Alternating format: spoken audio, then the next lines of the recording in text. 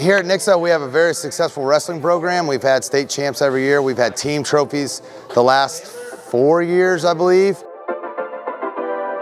So having those kids come and spend their day and come help with these younger kids, it's really good for them to give back, and they enjoy giving back, but it's even cooler for those younger kids to see that. Like, how many state champs do you run into? My dad owns a gym and I coach youth wrestling classes there, and I always just want to I've always told myself when I get older I want to give back to the sport, I want to coach, I want to be involved, so I really like coming and helping out with stuff like this. It's very fun. I like watching the levels to this, watch kids grow in the sport, getting better, and then getting into high school and going to state.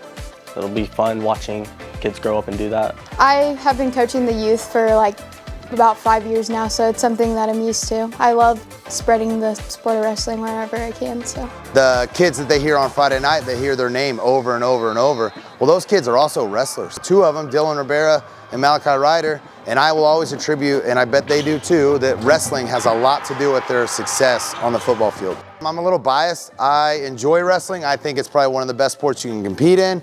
And right now at this age, it's just exposure. I still have kids that ask if they get to punch each other in the wrestling unit or hit each other with chairs. So it's exposure to what wrestling really is. Through that education, kids will join wrestling or, at least know the sport a little more. I mean, I've been wrestling since I was about 3 years old, and I just love the combat aspect. I like grappling, fighting, and it's fun to me, just going through the grind.